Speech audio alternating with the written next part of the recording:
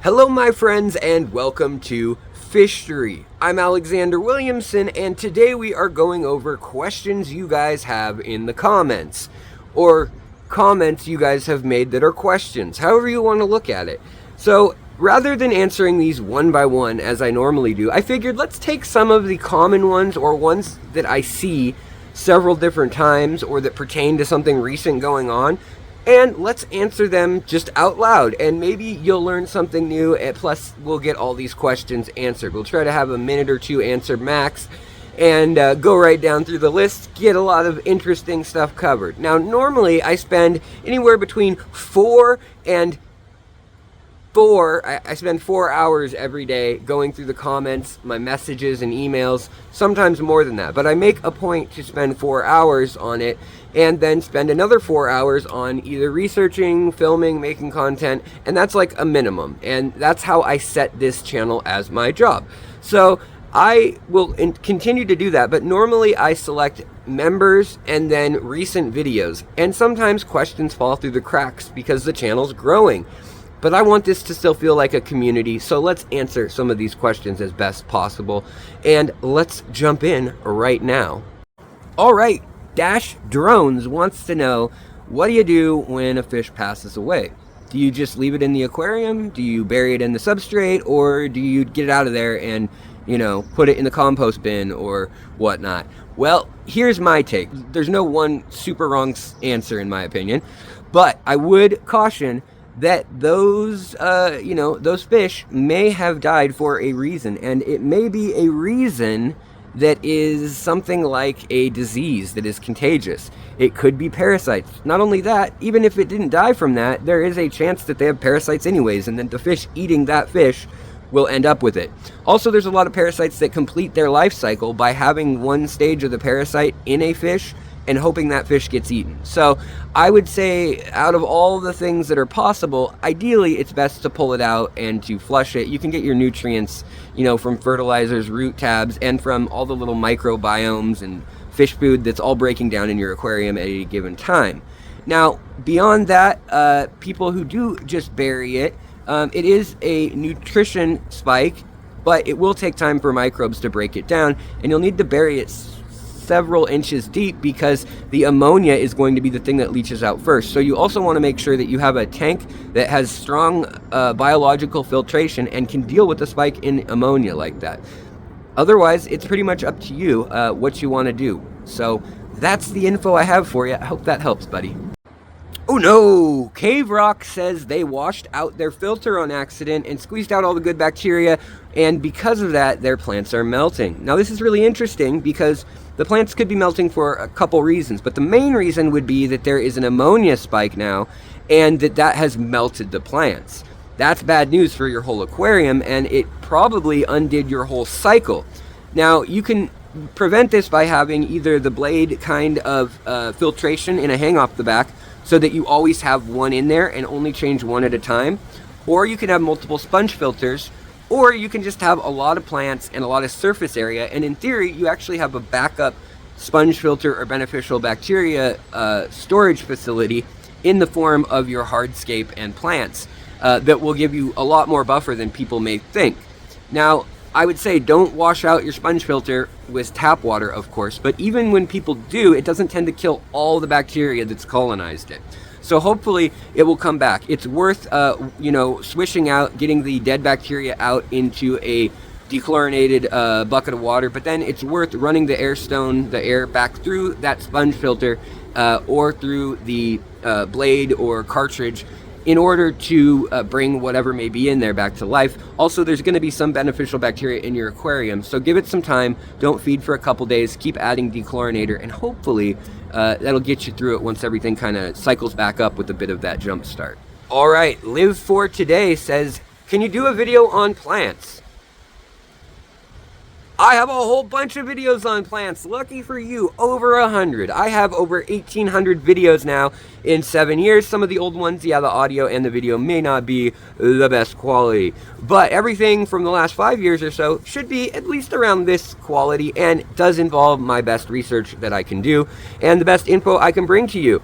So check those videos out. All you need to do is go to the homepage of the channel and search, or you can go up to the top browser with the search little magnifying glass in YouTube and search at FISHTORY, and then, you know, shrimp, or at FISHTORY plants, at FISHTORY Aponigeton, and I probably have a species spotlight or a video on it. And if I don't, drop me a comment on something similar and I will do my best to get to it ASAP.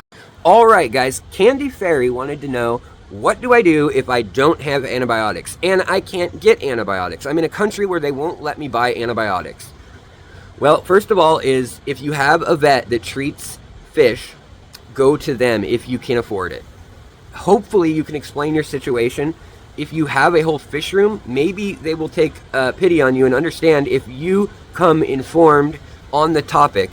They will understand that you're not going to overuse it or use it for human use, and that you're going to actually use it as directed when needed.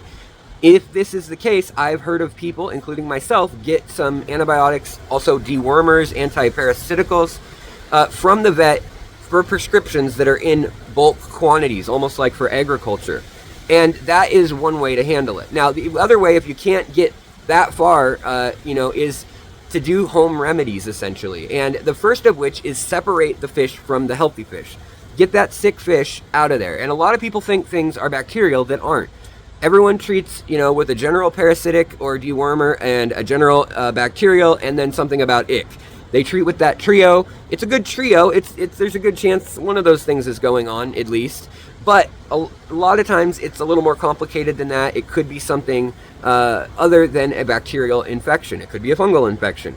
In which case, it's good to know how to identify these things, or go to your local club, your local expert, or come online and ask us, show pictures, share, and get informed on the topic. That really is, at the end of the day, for every question, what I can recommend. Don't listen to any one person or one thing necessarily, but get informed from lots of places.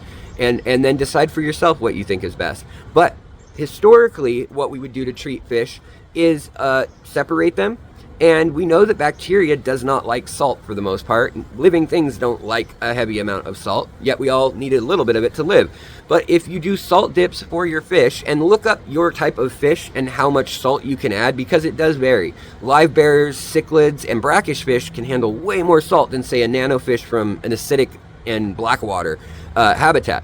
Now, the other thing we can do is, if it's a tetra or something like that, we put it aside in the quarantine tank. We add botanicals. These botanicals are going to reinforce the immune system that are the slime coat of the fish. We're going to feed that fish really good, healthy food and get the waste, if it doesn't eat all the food, get that waste and debris out of there. Suction it back out of there so there's no extra bacterial growth going on. And keep that water aerated, have that tank cycled, obviously. And if you bring the acidity down really low, you won't actually even need the tank to be cycled, but you will need to do water changes. I have whole episodes on this, but ammonia works differently below 6.5 pH or so. So if you're down in the 6.0 pH range, then you can rest assured that the bacteria is going to be struggling with that pH just as much as if it were being hit with some antibiotic. So between that and moving it, feeding it well, having it on its own, keeping the lights dim, keeping the water oxygenated, feeding it well, that's all great. Now, if it's a big fish and something like an Oscar or something like a big old cichlid, similar to an Oscar, you can take it out of the water and gently, if you're able to, put it in a net and then expose the area that is a wound or infected. And you can actually use Neosporin or an antibacterial gel or cream or ointment on it. And usually if it's like a petroleum based gel, then you will end up being able to keep that on the injury underwater for a little while. So do your best to pat dry just the area, and then you can apply a little bit of hydrogen peroxide to wash out the dead cells and also kill any bacteria that's growing on there openly if you see it fuzzy white bacteria. And same for fungi. Then treat it again with a little bit of that antimicrobial stuff, and cover it with a layer of Vaseline, a thin little layer, if it doesn't have Vaseline or petroleum jelly of some sort as part of the cream itself. All right, that's the long-winded one, but I think that's one of the most important ones we're going to hit this week. So I hope that helps, and let's move on to the next one. All right, the next question comes from Gladriel of the Woods, and she says, Alex has a broken moral compass, as do most of the other people who posted. Well, TJ and Soul says, man, you need to tidy yourself up. You look like a homeless bum. Alright, let's recalibrate these questions in the question machine. Alright? Alright. On a positive note, back to questions. Alright, Skitty Daft Fritas says, how the Funky Town, I don't get it. Things are always living, dying, and there's a circle of life going on in your aquarium. How do we run out of nutrients and stuff?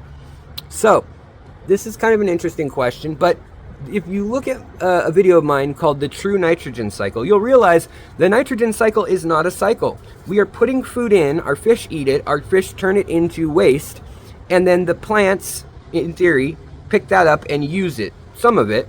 Other chunks of it end up in the filter, bacteria break it down, some of it works its way into soil. If you have a deep substrate, some of it gets broken down there and reorganized.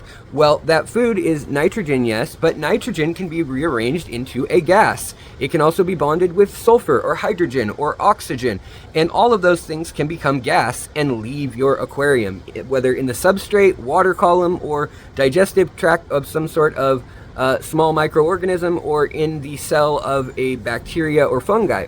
So we're actually losing some there in theory. But moreover, we're actually building up nitrogen generally. It's just that it's stored in places depending on how your tank is set up.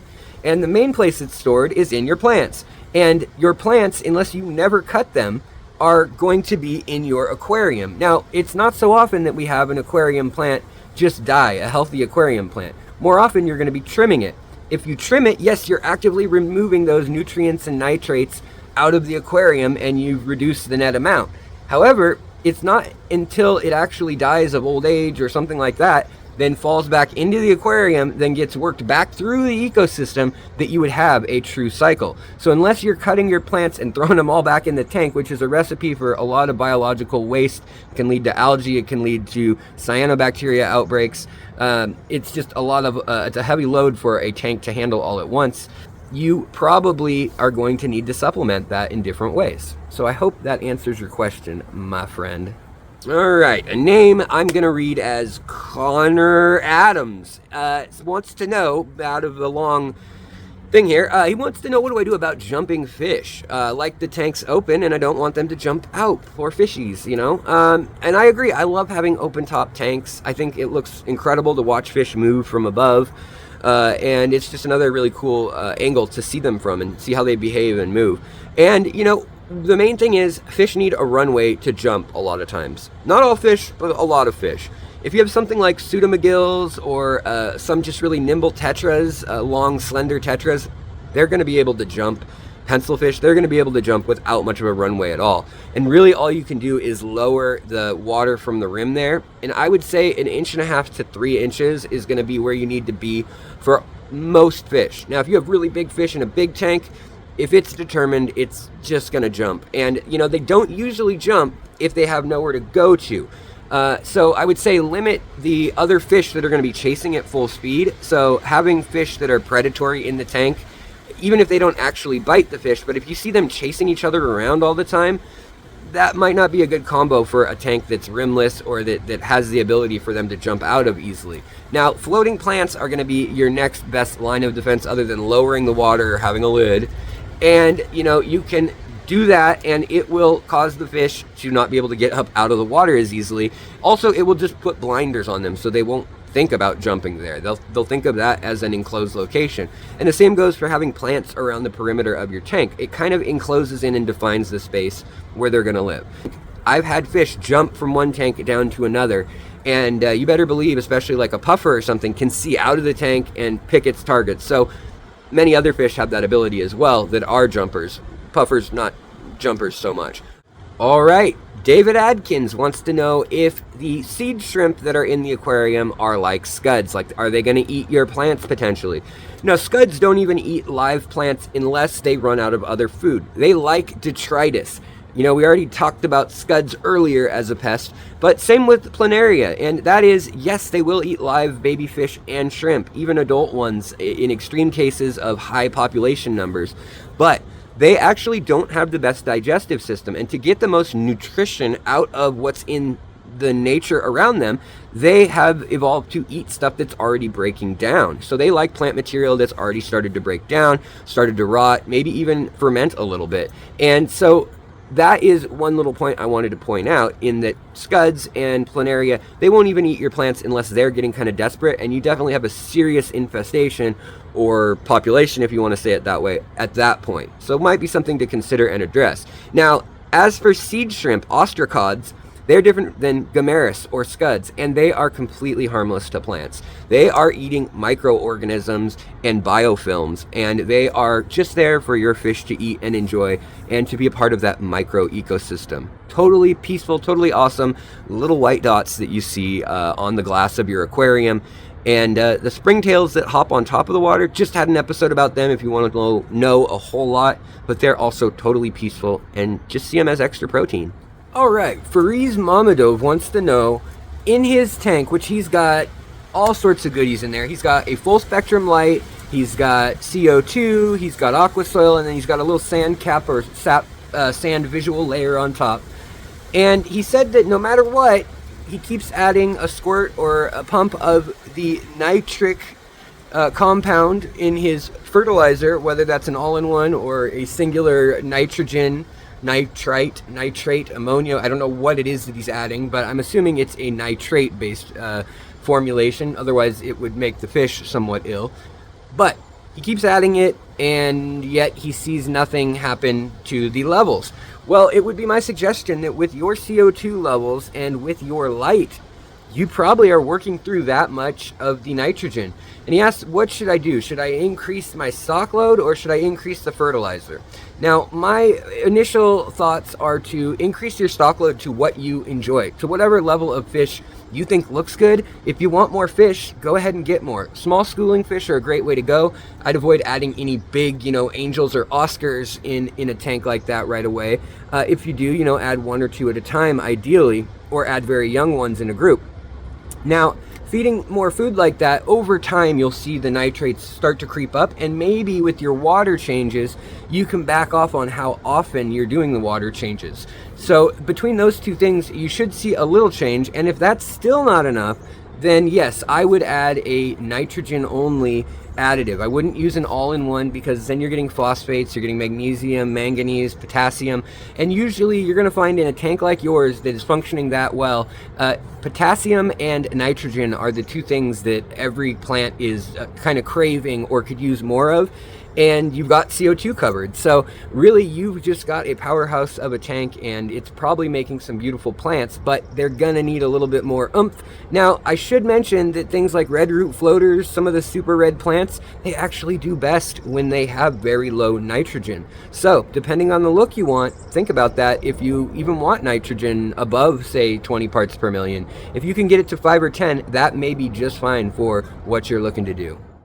Eurogupper asks, are you shadow banned? Well, I don't know if that's an official thing that happens or that they do, but I will say that my videos have only been seen by people who are subscribed with notifications on. Usually 5,000 to 7,000 people are getting exposed to the thumbnail. Now we have 70,000 subscribers, and that means that the initial alert goes out to that first group. And if that first group doesn't click at whatever rate is the standard at that time for the algorithm, they don't pass that on to the next group. And if you haven't seen anything from the channel for a while, just out of luck, because they're only showing it to, say, 5% of my viewers at a time right now, then it falls farther and farther away. Whereas if you're on a roll on YouTube, then you end up showing up on more and more, like 50% of your subscribers' feeds will see the videos. So even if you have all your notifications on and everything, if you're not clicking on thumbnails of the video or saving it to watch later, coming in and interacting with the channel, unfortunately, you might as well not even be subscribed. So having the bell clicked, while it is nice and it does help a bit, it is not the be all end all, and it doesn't mean that you're really going to be notified all the time. So I do appreciate you asking and caring and coming and checking in, but if you could come to the channel and just check in and see what's up, come to the community tab or whatever new videos are up. So many people are asking me, hey, I haven't seen you in a while. What have you been up to? Or are you okay? I haven't seen you post in a month or something. And I guarantee you I've been posting at least a couple times a week. So I hope that you all have a wonderful day. I hope you like this little question and answer type thing. Let me know if you'd like to see more. Let me know if you have some questions. And thank you all for those of you who are watching, who are coming by, and so incredibly much to you members. You guys make this whole thing possible. I'll see you guys later.